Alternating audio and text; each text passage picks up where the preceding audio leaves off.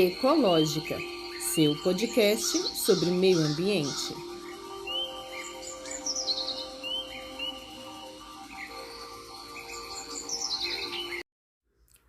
Olá, sou Tatiane Costa e este podcast irá explicar, conversar, debater e te atualizar sobre todas as questões acerca do meio ambiente. Sejam todos bem-vindos e bem-vindas. Hoje é quarta-feira, 9 de novembro de 2022 e nesse episódio eu falo sobre a COP, Eu trago as últimas notícias sobre esses primeiros dias do evento. E falo isso no nosso quadro O Clima que Rola Entre Nós, por dentro da COP Primeiros Dias.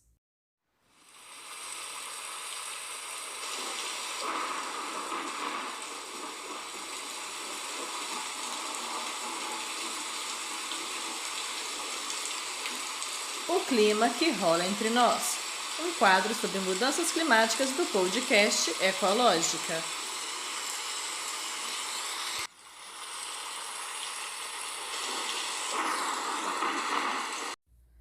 Começou no domingo 6 de novembro a COP27. Esse ano, a 27ª Conferência do Clima acontece no Egito com o lema Juntos para a Implementação, com o objetivo de sair do campo das negociações e planejamento e passar para o campo das implementações das ações, tendo, portanto, como foco ações para adaptação ao impacto ecológico e medidas colaterais. Serão 12 dias de evento que reunirá líderes mundiais para discutir as questões climáticas e as ações de cada país para enfrentar a crise. E quais são os planos para cumprir o Acordo de Paris? Além de governantes, a conferência também contará com a presença de ambientalistas, cientistas e empresários. A escolha do Egito como país sede se deu para evidenciar a vulnerabilidade dos países africanos frente às mudanças climáticas. As enchentes desse ano, que deixaram metade do Paquistão sob as águas, e a fome na Somália devido a secas recorrentes, são exemplos disso, dessa vulnerabilidade.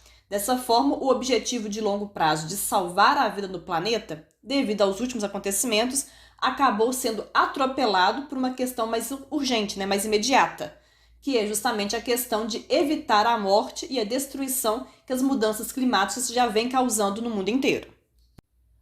O eixo perdas e danos esteve no centro das discussões prévias do final de semana, uma vez que os maiores responsáveis pelas mudanças climáticas são os países do hemisfério norte, que se industrializaram ao custo de emissões ilimitadas de gases. Mas quem paga as contas dessas emissões ilimitadas e sofre as maiores consequências são os países do hemisfério sul, que reivindicam algum tipo de reparação financeira.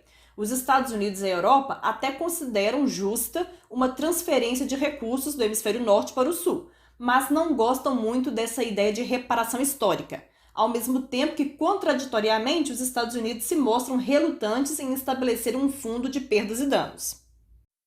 E para piorar, a crise energética e alimentar que a Europa enfrenta devido à guerra na Ucrânia tem sido um complicador das discussões desse eixo de perdas e danos, pois a inflação atingiu com força e os orçamentos se estreitaram, deixando, portanto, menos dinheiro para subsídios. Outra consequência da guerra foi a transição para energia limpa, nos termos previstos pelo European Green Deal, que também ficou prejudicada devido ao consumo dos combustíveis fósseis ter disparado e voltado-se a usar energia oriunda da queima de carvão, para assim diminuir a dependência do gás russo. No entanto, além da transição energética, um outro vetor de combate à mudança climática é a preservação das florestas. E nisso o Brasil poderia ter um papel importante de destaque, e se saindo protagonista da COP27, pois preservar florestas é uma oportunidade de melhorar a pegada de carbono, e isso confere ganhos sociais e humanos. No entanto, o Brasil ficou de fora da parceria por florestas apresentada pelo Reino Unido na segunda-feira. A iniciativa conta com 26 países e a União Europeia, que se comprometem a trabalhar na implementação de suas metas, além de serem mais ambiciosos em relação ao tempo.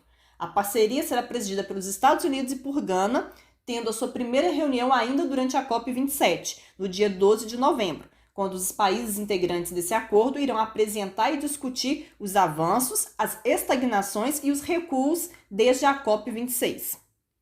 Na segunda-feira, o secretário-geral das Nações Unidas, Antônio Guterres, alertou que estamos caminhando para, entre aspas, inferno climático, com, entre aspas, o pé no acelerador, e que precisamos nos decidir entre cooperar ou perecer. Em suas palavras, abre aspas, ou fechamos um pacto de solidariedade climática ou um pacto de suicídio coletivo, fecha aspas, pois, segundo Guterres, abre aspas, as emissões dos gases de efeito estufa continuam crescendo, as temperaturas globais continuam subindo e o nosso planeta está se aproximando rapidamente de pontos de inflexão que tornarão o caos climático irreversível, fecha aspas.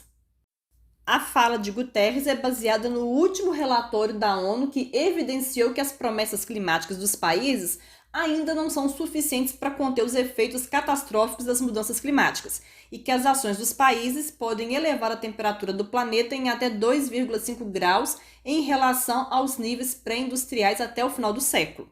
Guterres também chamou atenção para o fato de que, abre aspas, aqueles que menos contribuíram para a crise climática estão colhendo a desordem semeada por outros. Portanto, países mais ricos e instituições financeiras internacionais devem fornecer assistência técnica e financeira para ajudar as economias emergentes a acelerar sua própria transição para a energia renovável.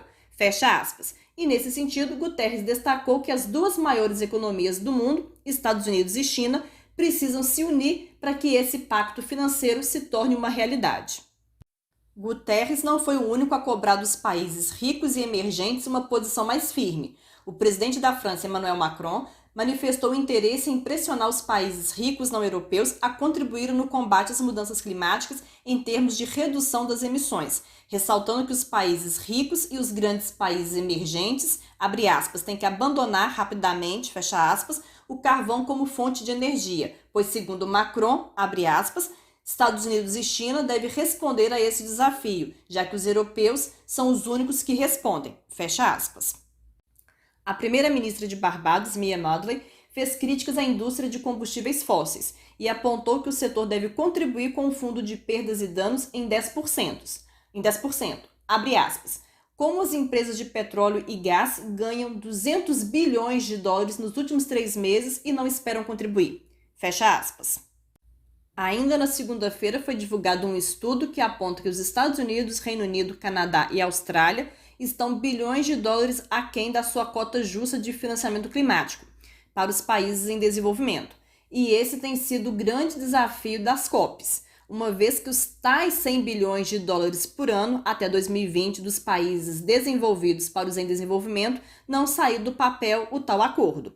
Sem falar que, além da meta dos 100 milhões não terem sido alcançada, o estudo revelou que a parcela de contribuição dos Estados Unidos deveria ter sido de 40 bilhões de dólares, de acordo com as emissões anteriores do país.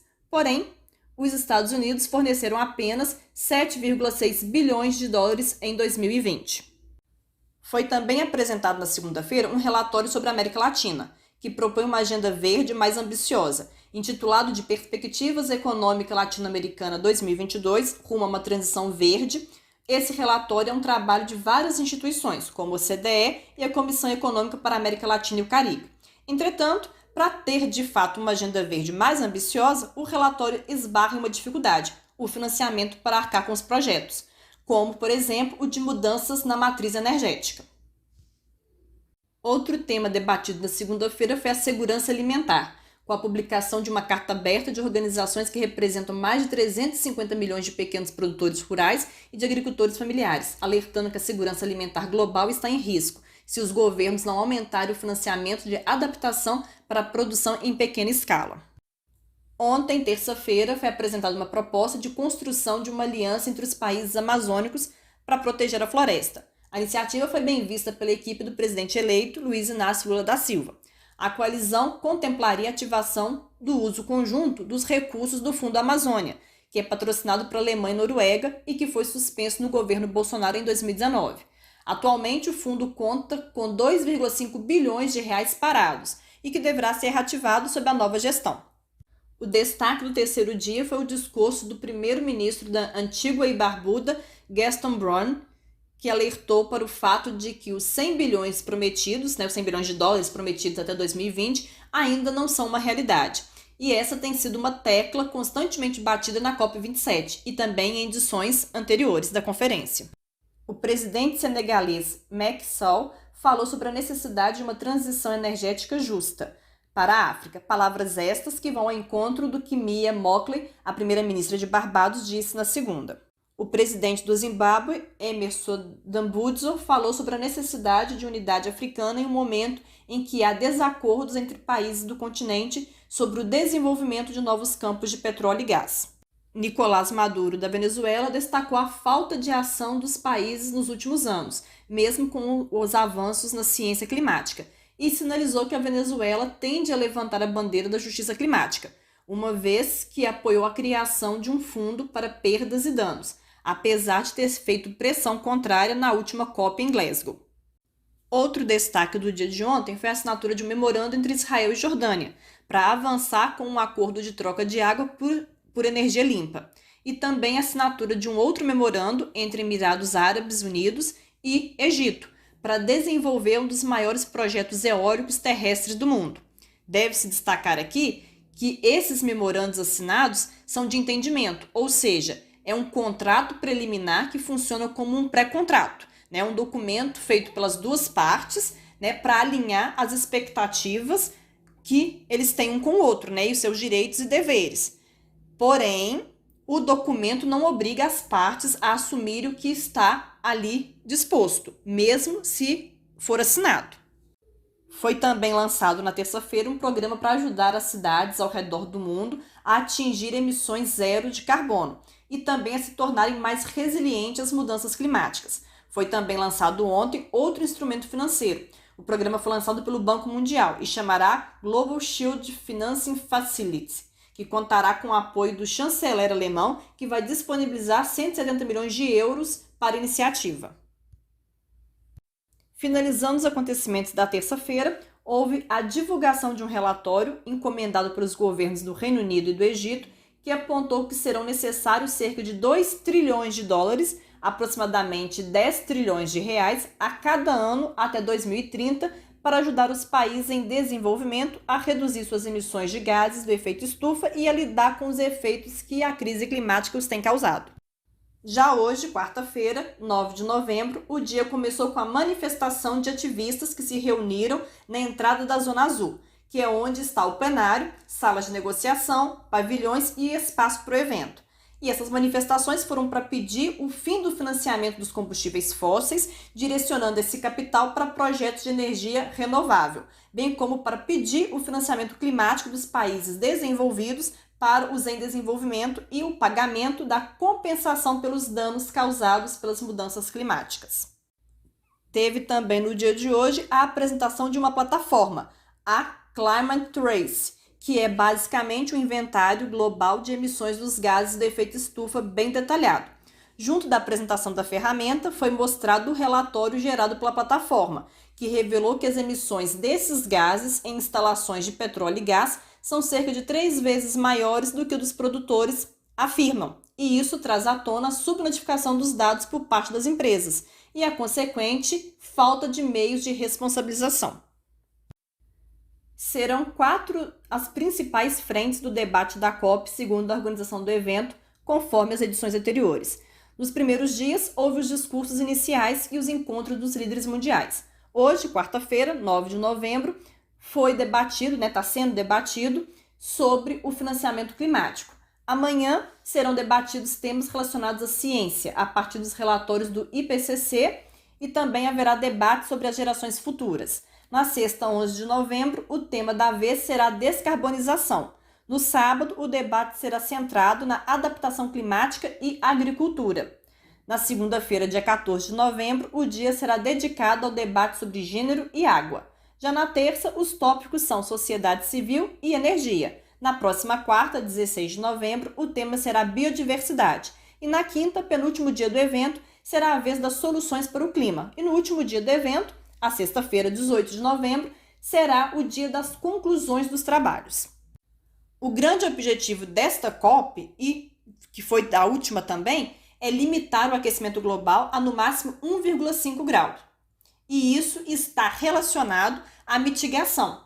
No entanto, a COP também visa criar estratégias que mirem na adaptação, no financiamento e na colaboração, tal como nas edições anteriores, sendo o financiamento o maior obstáculo dessa e de outras COPs. E aqui eu já quero fazer um comentário, porque ao final da COP, do evento, eu irei fazer a análise da Conferência do Clima como um todo, dessa Conferência do Clima como um todo. Mas já quero deixar aqui um comentário sobre o maior obstáculo percebido por mim e por todos que estão acompanhando, não somente essa COP, mas todo mundo que vem acompanhando as COPs nos últimos tempos já deve ter percebido que o maior obstáculo tem sido, nos últimos anos, a questão do financiamento. Sempre tem se esbarrado nessa questão. São muitas propostas, são muitos projetos, muitos programas, muitas iniciativas boas, muitas ideias bacanas, mas que nunca avançam, nunca saem do papel, porque todas elas sempre esbarram na questão do financiamento. Então, eu vejo como um grande obstáculo dessa e de outras COPs a questão do financiamento. O financiamento para ações de combate às mudanças climáticas e para ações de adaptação e de resiliência dos países mais vulneráveis às mudanças climáticas. É isso. É isso, ouvintes. Chegamos ao final de mais um episódio do seu podcast sobre o meio ambiente, o Ecológica. Eu agradeço a vocês por terem ouvido, espero que tenham gostado e até o próximo programa. Espero vocês lá.